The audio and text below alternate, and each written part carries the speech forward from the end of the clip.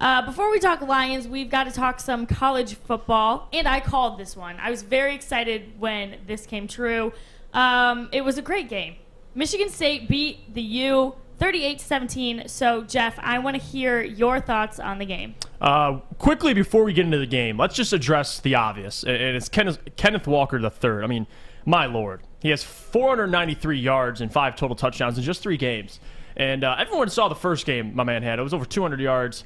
Wasn't a fluke. Came out versus Miami, a pretty respectable team, and just got it done. I mean, if you got a defense that'll force 2 interceptions and 2 fumbles, along with Kenneth Walker doing his thing, it makes Peyton Thorne's job a whole lot easier, allows them to really control the time of possession, which they did.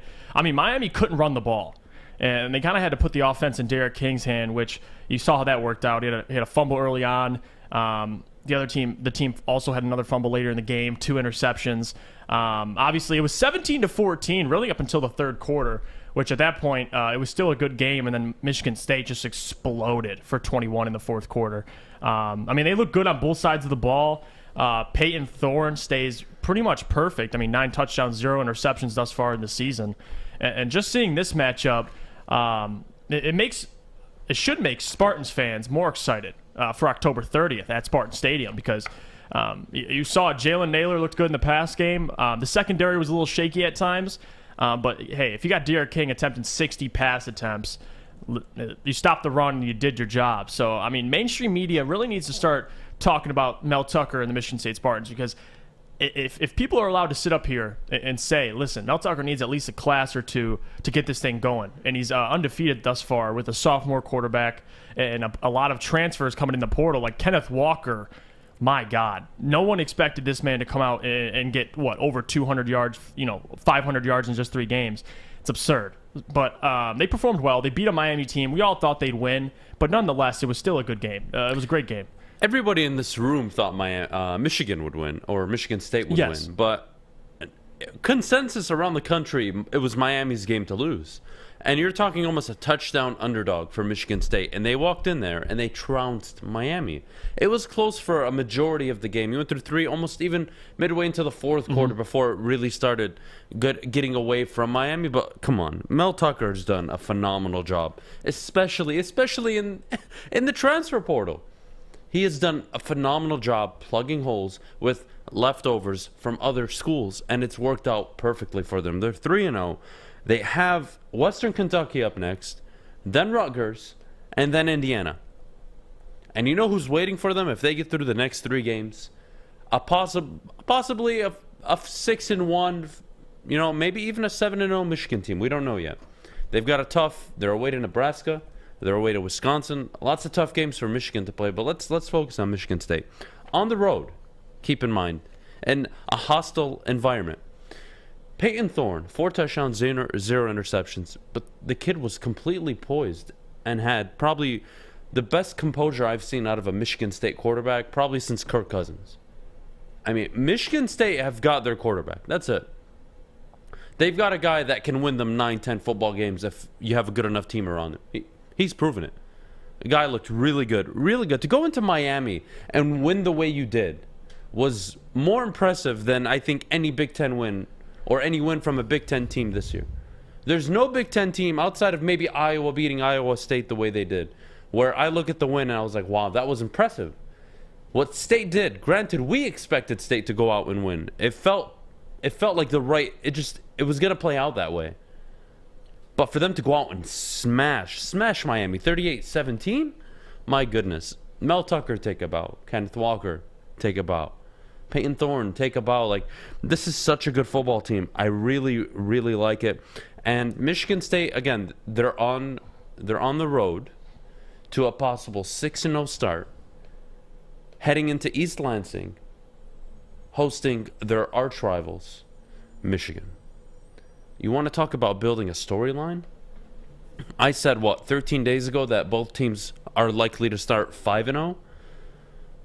Forget Michigan for a moment. Michigan State are likely to start 6-0. Western Kentucky next week, I don't see any trouble there. Rutgers?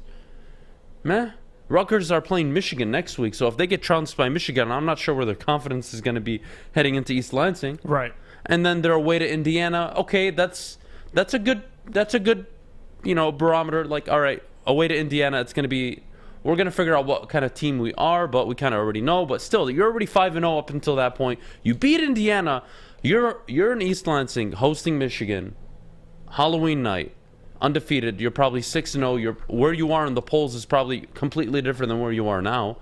Talk about a season for the Big Ten so far. Ohio State's essentially fallen off. Their first 3 games have been a struggle. They're 2-1. They barely got past Tulane.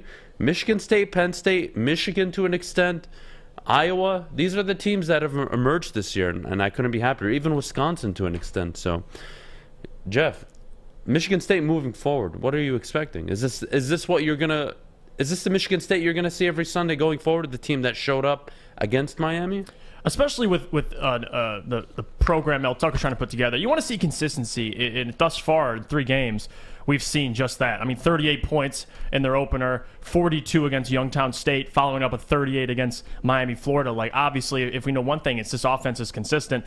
So is the defense. So Nebraska, I don't think they'll have trouble. It's going to be a great test for them, Nebraska. I think they'll beat Western Kentucky and stuff. And then they got Rutgers, Indiana. I think both teams, up until that October 30th matchup, we could see a Michigan versus Michigan State, both undefeated at Michigan State. I think that's great for the Big Ten, considering this year might be the year these teams could actually have a chance against an Ohio State. Well, let's backtrack now. Before the season, what was the one thing I told you was a super fireable offense for Jim Harbaugh in Michigan? It was to lose to Michigan State. Yep. And then again, that was going into year 2 of Mel Tucker's rebuild. You didn't expect this team to win 8, 9, 10 games. You thought this was a 5, but I felt personally it was a 6, maybe a 7-win team overachieving. But they've already got 3 in the bag. An away win to Miami. They've got Michigan coming to East Lansing. They've got everything lined up in their eyes. Mm-hmm. Maybe not. Maybe you don't expect it, but in their eyes, they're walking in 6-0 against Michigan on Halloween night, and they can possibly move to 7-0. And with a win against Michigan, likely they move into the top 8 in the AP polls, and I find that remarkable. I mean, who would have thought? Who would have thought going into the season we would be talking about Michigan State as a potential contender in the Big Ten? It's an amazing story. There's so many games left to play, but let me early on, I'm so impressed with what Mel Tucker's been doing. Let me revisit that question. So, if a Jim Harbaugh loses to Michigan State at Michigan State, what are your thoughts on it now, seeing how good Michigan State's been playing? I still think it's a fireable offense. Jim Harbaugh 0-12 as an underdog as the Michigan head coach.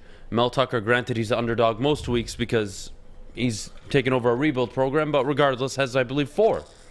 And you can't get by if you're Jim Harbaugh, especially if you walk in undefeated. Even if they have 1 loss, you can't lose your first game in East Lansing. You definitely can't lose your second. Let's say they drop a game to Wisconsin. This is probably the biggest must-win game of the year for Jim Harbaugh. I don't see how you can even justify him staying as head coach if he's consistently losing to the teams you can't afford to lose to. Doesn't make sense to me. So yeah, I'm still on board with, I think it's a fireable offense if Jim Harbaugh loses to Mel Tucker and Michigan State. But props to Michigan State, man. They look really good. Run game looks good. The secondary, questionable at times. Questionable. The pass rush, meh. But, they did get to De'Aaron King a few times. Mm-hmm. They forced 2 turnovers. I mean, State did enough. And do I think they're national contenders? No. Do I think Michigan's a national contender? No, probably not. But this is like a very positive sign. If you're the Big Ten, you have all your teams essentially doing well, and then you have Ohio State sitting at 2-1. Like, they'll figure it out. Right. So I'm happy for State. Kennedy, your thoughts on the win for Michigan State? Oh, I was amped up. I was like, I called this, and it's happening. At first, it stayed close for a long time, but then when State finally pulled away, I was like, all right, we're good.